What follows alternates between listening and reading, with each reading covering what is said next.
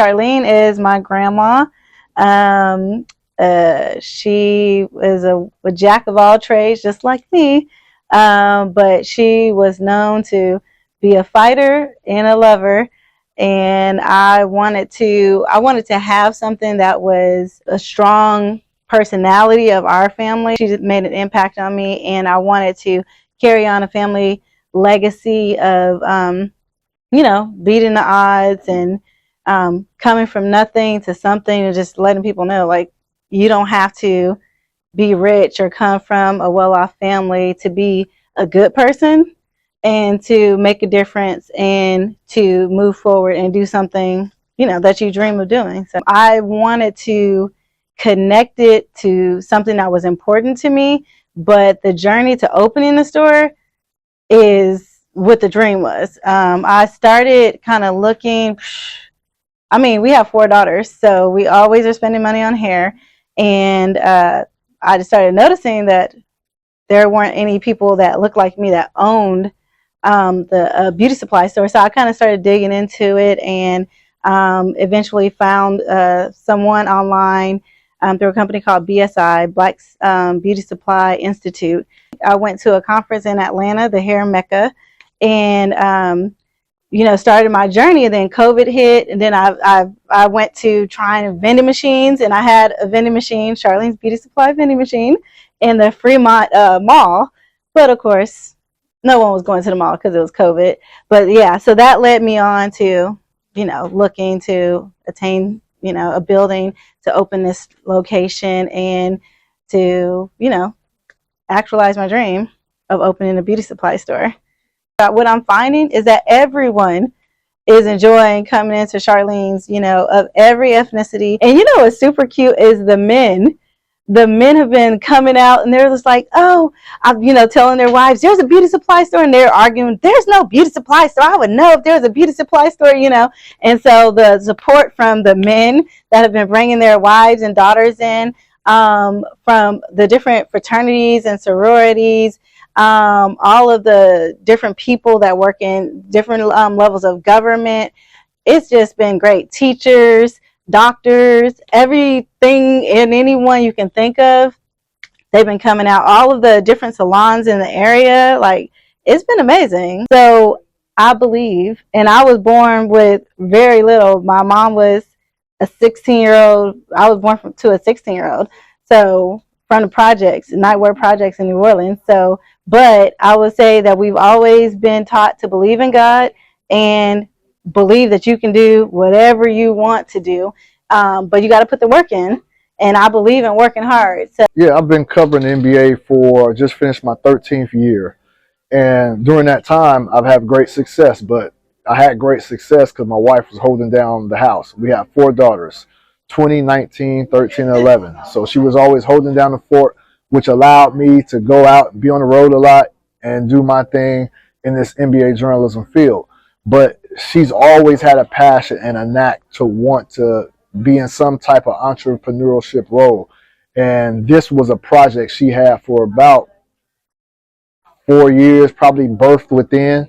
Now she's being allowed to do it. And for me, I just want to support her. And so that's why I'm here. I'm trying to do everything I can to try to, maximize her exposure by what I do as well, try to, capitalize off of that. But also I'm doing that because she's a really great person, and she really cares about the community. And I think one thing about the beauty supply store, when you come to Charlene's, you're going to meet Charlotte, who's my wife, and she loves to talk. She's engaging, and, there's people that come in here and they just want to just have a conversation with her, and she loves that. And because I think if you can build something beyond just, being a customer, I think your business is going to grow that much more. So she's a great face, a great voice for this role. Man, it's a blessing.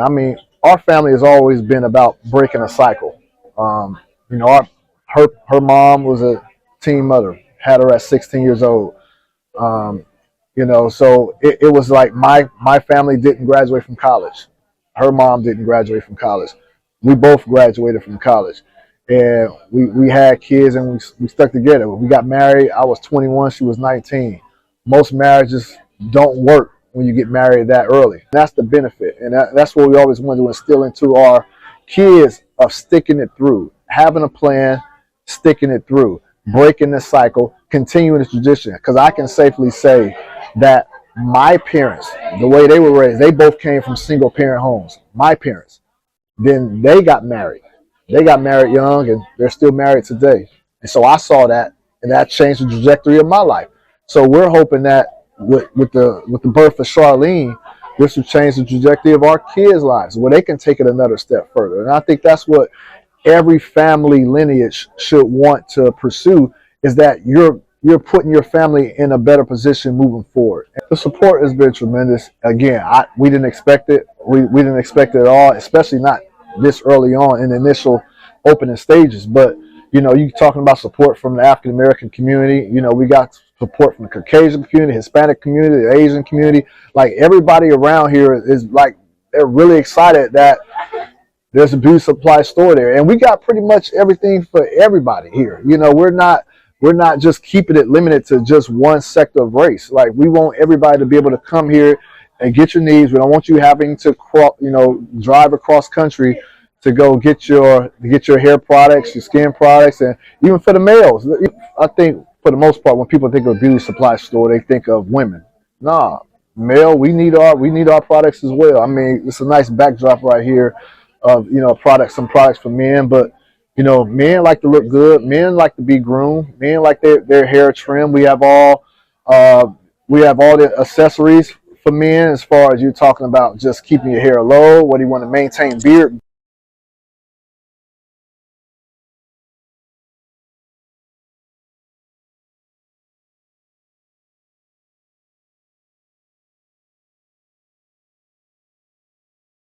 Good morning. Today is Monday, June 10th. The year is 2023.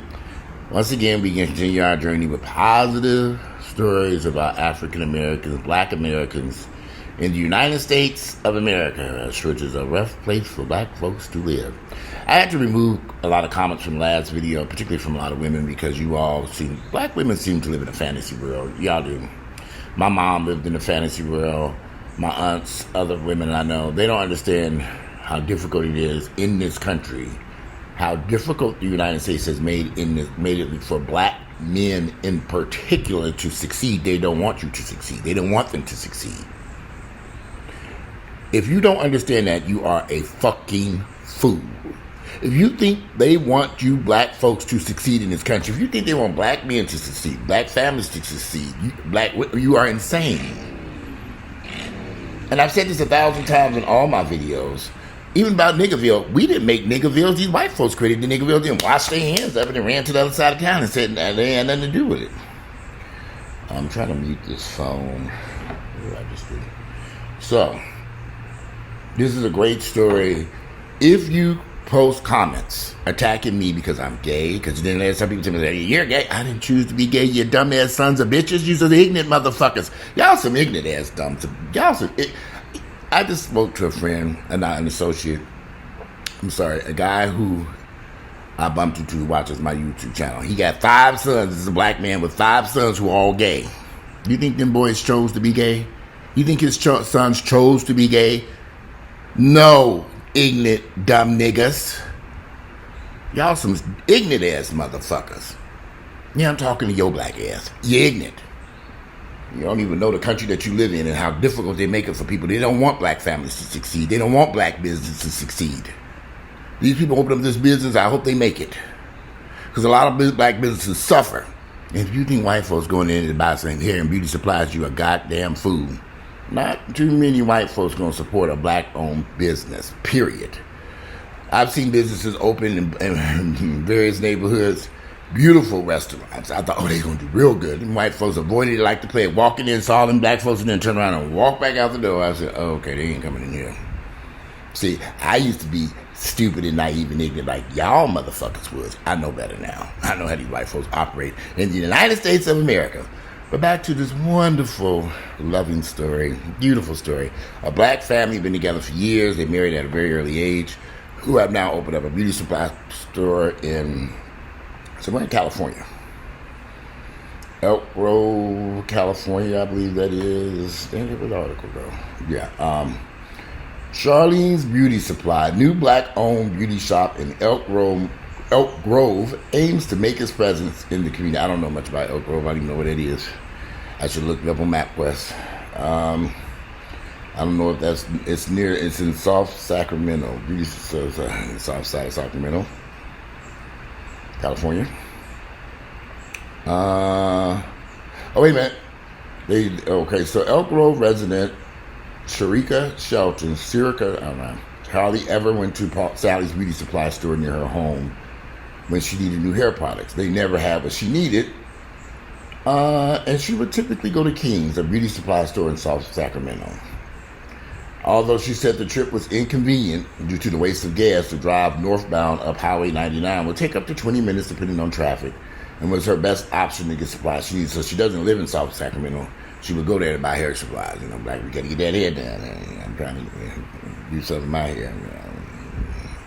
I did something with that beard. I got rid of it. I'm gonna work on some other stuff. I like it. I look a lot younger. I was so sick of that beard. When Sheltons first walked into the recently opened Charlene's Beauty Supply located at,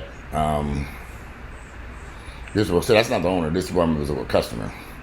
She was excited there is a beauty supply black-owned that's in Elk Grove. I don't have to travel all the way to the soft area, said Shelton, who's a black woman. I live up the street. I'm glad that it's up the street. From what I can see, they're going to have everything I need. They house beauty and hair care products that are accommodating for all genders, which include wigs, weaves, extensions, shampoos, hair oil, beard oil, and hair wraps. They carry many brands, including black-owned brands such as Miele, Camel, Camellia, Rose, Naturals, The Dukes, among others. So who is Charlene? Charlotte Haynes, the owner of Charlene's Beauty Supply, says the business is named after her grandmother. Charlene, because of the impact she left when she was around. She was the jack of all trades, just like me. Haynes said of her grandmother. Haynes knew Charlene to be a lover and a fighter. She was representing a strong personality in her family. It's one of the many characteristics that made Charlene the perfect person to inspire the name for a family business. I wanted to carry on a family legacy of beating the odds, coming from nothing to something, and let people know that you don't have to be rich or come from a well-off family to be a good person, make a difference, move forward, and do something that you dream of doing. Becoming a business owner, specifically the owner of a beauty supply store, was always a dream for Haynes. Being a mother of 4 daughters, Haynes was frequently spending money on hair and hair care products. The more she shopped around, the more she knows there weren't any people that looked like her, a black woman or black people that own beauty supply stores. And it's just weird to me. Even here in Atlanta, every time I walk into a beauty supply store, ain't that frequently because I don't need shit from that beauty supply store. Every time I go in there, but I was getting stuff for my beard before I bought all this stuff, and I never used it, honey. And they were always talking about foreigners. After researching what it would take to start a beauty supply store, Haynes went to a hair conference in Atlanta in 2019. She later began her journey at a vending machine in the mall, first introducing Charlene's Beauty Supply to the world. Then COVID-19 spread and no one was going to the mall. That led me to obtain a building to open this location and actualize my dream of opening a beauty supply store. She called Elk Grove a hair desert. I knew that her location would be pivotal to the community, so residents no longer had to drive 20 minutes. On May 15, the doors to Charlene's Beauty Supply first opened. The American dream. Haynes believes in hard work and hopes to obtain generational wealth through Charlene. She runs the business, but not by herself. She has her entire family. Now, this is important. Remember, I've told you all repeatedly, after the King administration, after Dr. Martin Luther King died, after the civil rights movement in the 60s and 70s, the United States went on a mission to destroy the black family. Y'all not listening because you got some hard-ass heads. You live in this fucking fantasy world, particularly black women. Black women fell for this hook, line, and sinker. I don't need a husband. And they went and got divorced like my mother did. My mother should never got a divorce from this man that was paying all the bills. She didn't work no damn way. She was very destructive. But she had Jesus. Oh, sweet Jesus. We were Jehovah's Witnesses, so we didn't really seem like that. We were like, Jesus. Oh, let me take the clap back. Jesus. Sweet Jesus. We didn't even see Jesus. That's too southern. It would be like, Jesus, the maple of our life, the maple tree of our life. Jesus, the maple tree. It was some boring white ass bullshit. That we had a song, but that was some bullshit. My mother was wrong for that too. That's a whole nother video. I get up back in here and talk about her ass and that Jehovah's Witness bullshit. But back to this good here. So she has the entire family, niggas, family. You need them. You dumbasses. You need your family. You need your husband. You need your family. Y'all don't get that though, because y'all stupid. But that's what they want.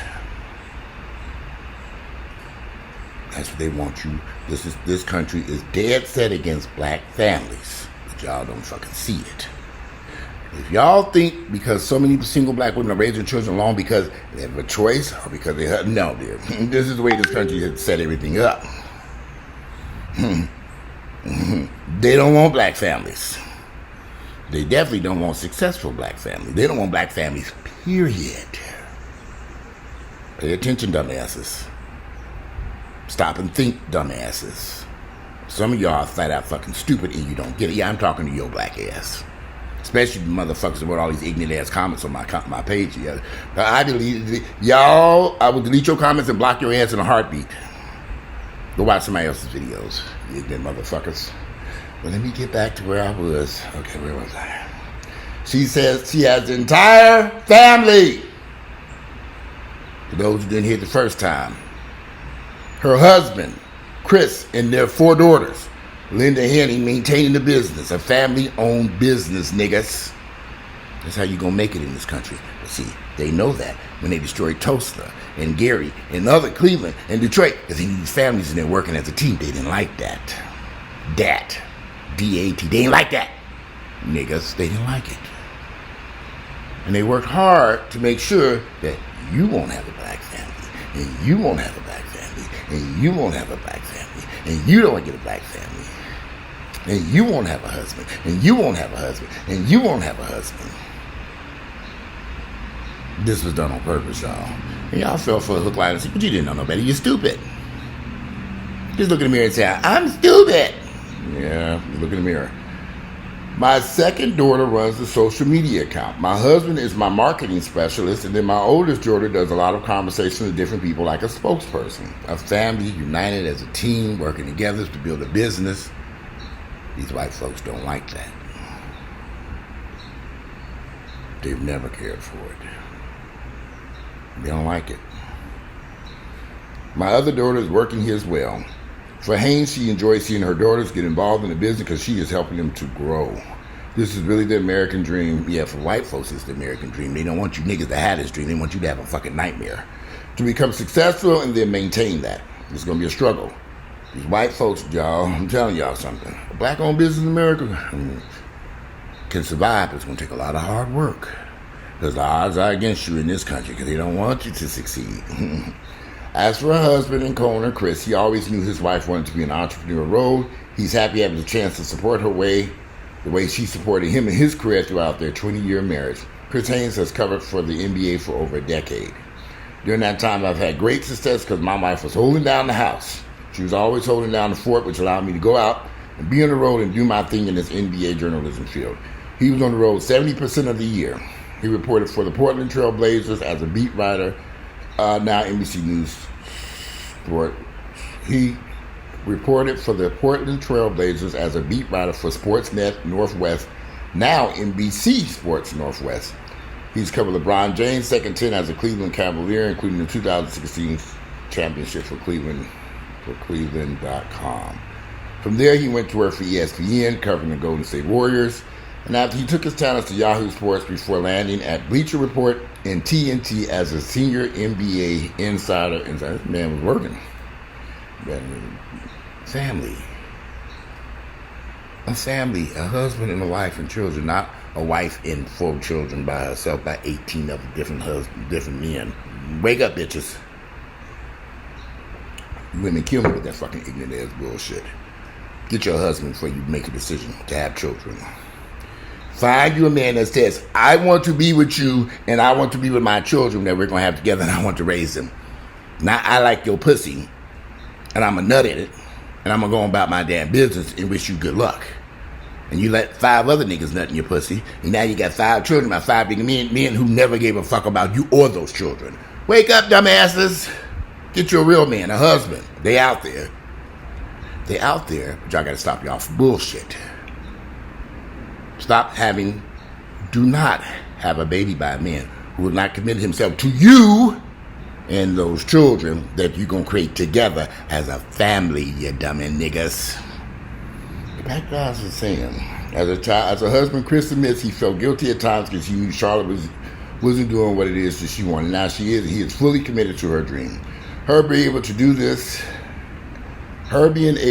this, man, as a husband, I just love seeing her in that state. This is what I wanted to see for a while. She's finally getting to do. The only downside he jokingly added was that she could no longer travel on the road with him now that she has to tend to Charlene's. She is happy, and I just see the passion in her eyes. I see the joy when she comes home. This is her baby. This is her passion. For the Haynes family, this opportunity is a blessing. The family has always been about breaking that cycle. His parents never graduated from college. Neither did Charlotte's mom, who had her at 16 and raised her in the projects of New Orleans. However, Chris and Charlotte both graduated from college. 2 of their daughters are in college now, and they provide a helping hand at the store when they are home during the summer. The other 2 are still living at home, have the chance to go. This is a great story. A family working together, a black family owned business, a husband there, a wife there, the family, the kids. It can happen, but y'all got to stop making wise decisions. Particularly women who allow these men to run up in them, bust a load of semen into their asses, and run off into the woods. If a man has not committed himself to marrying you and being there with you and caring for those children you all create together, why would you have his child or children? And then multiple children by multiple men. Wake up, dumbasses. She's hoping, Charlene, that this will change the trajectory of our kids' lives and they can take it further one step. I think that's what every family lineage would like to pursue. And wonderful, overwhelming support. Charlene's Beauty Supply has received support thanks to the marketing specialists from the likes of the Sacramento Kings head coach Mike Brown, Warriors guard Chris Paul, NFL Hall of Famer and media personality Shannon Sharp, comedian Lance Brewers. They got connections. They need them because they got to survive. But then they're just not garnering support from friends and family. The Elk Grove community, Chris says, has been a tremendous source of support for their new business. It was something that he and his wife didn't expect. A diverse community in Elk Grove coming together to support a small business. We got support from the African American community. We got support from the Caucasian community, Hispanic community, the Asian community. Like, everybody here is excited there's a beauty supply store here. So it's a start. So I'm going to give you all the link to Charlene's Beauty. I'll put the link in the, so you can read it. It's in the Sacramento Bee. It's a great story, positive story, something that we need to see more of in the black community. We know these white folks have worked very hard to destroy the black family here in the United States. Some of you all don't understand that. It starts at a very early age for these young boys. They go after them when they're in preschool. They're discouraging them from education, making school difficult for them. Some of these kids have learning disorders, and then they're not getting the proper education that they need in these schools. They're not getting the proper support from the school system. If they get in trouble in the judicial system, the medical system, there is so many strikes against black men and boys in this country. You all don't understand this. This has a direct impact on black women and the lives that they live here in this country, and the lack of families being developed, the lack of marriage, because who wants to marry a fool? Nobody. Y'all not paying attention to what's going on in this country. You have the United States of America. It's a horrible place. You living in the United States, a black person, your ass is in trouble. You're in a world of trouble. Some of y'all walk around with blinders on, you don't see all this shit, but I see it every day. I say, oh, look at this shit. I talk about Niggerville, but we didn't build Niggerville, y'all. We didn't build it, and we don't maintain it. But it is maintained by forces that we may not see. White folks still play a horrible role in keeping black people down in this country. I was reading a report yesterday, some white man who did something. In a little bit of time, I think he got probation for something. And I read that report, and I said, I was going to say something about that report. I wish I had said, because I was at the gym and I saw that. And people were like, wait a minute, that's all he got? And when they pointed out instances of black folks who did similar things, never been in trouble before, and they got years in prison. The judicial system is very hard on black men because they don't want them to succeed. Lock his ass up. Lock his ass up. Lock his ass up. One little fraction, you go to prison. You don't get caught up in the juvenile system. Y'all seem to think that this country want black folks to succeed. They don't. They're going to give a chance to an immigrant who comes over overseas and comes in before they give your black ass a chance. When I was renovating those houses, and the white folks, when they looked at me when they walked in and saw somebody black had renovated that house, and the questions they were asked, they walked back out the damn door. They weren't going to buy that house. I have an appraiser coming over here to appraise this house tomorrow. I'm very concerned because I'm like, I need to get somebody white in here to come in here and sit here and pretend like they me. I think what I'm doing is going to get the cleaning crew and come in here and just have them open up the door and go in there by the end and clean so they don't see my black ass. I'm not a fool. I know what the fuck going on in the United States. I've learned to stay away from these appraisers when they show up to appraise a property because I know how they operate. They see your black ass, they automatically strike $200,000 off the car price. Your black ass sitting up in here. Okay. But see, I don't live in a fantasy world. I don't walk around here with blind. I'm in the real world and have been for quite some time. I know how these white folks operate. Ever since my mother took us from Gary to Cincinnati, Ohio, and I saw them racist crackers were acting up there in the Cincinnati, Ohio school system, it was horrible. And all them black folks in there, I said, this is unreal. To leave a school system in Gary where you have black teachers, black administrators, black janitors, black everything, an excellent school system, and go to Cincinnati, Ohio, was a slap in the face in reality. All black kids, all white ignorant teachers from Indiana and Kentucky who didn't give a fuck about them kids there. It didn't make no sense. But I was just a teenager, but I knew something was wrong here. Cincinnati schools were terrible. And it was in 1989. I don't know what that shit is like in 2023. Probably a fucking nightmare. But anyway, I just wanted to do that lovely report. More positive stuff about black folks in this country. And it was difficult, but hard to find this shit. It is. You got this like scraping. Looking for gold or looking for a needle in a haystack. Today is Monday, it's July 10th, the year 2023. I'm a resident of Guinea and I do coffee and that cold. Sitting over here, y'all didn't even see my little apple fritter I was eating. It's a beautiful day. I need to turn the air conditioner on. I got this door open. I don't see if y'all can see. I had to open up the patio door. It ain't working. It's hot. It rains humid. I'm like, okay. I'm about to turn this air on just for a little while, kind of cool it down a little bit. What is? All right. So let's see. Let's take a look at the temperature. What's this say? Today is 70. It says it's gonna be a high 85 today. So it's gonna rain again around 11. It was pouring down rain when I woke up. The dogs are over there outside. We have to turn it on just for a little while, just to cool this damn house down. It's too humid in here. Anyway, today is Monday. It's July 10th. The year is 2023. I look forward to reading you all's comments. I will delete your ignorant ass comments in a heartbeat and ban you from my comment section. I'm not playing. Today is Monday, July 10th. The year is 2023. I'm out. Enjoy the rest of this beautiful, gorgeous Monday.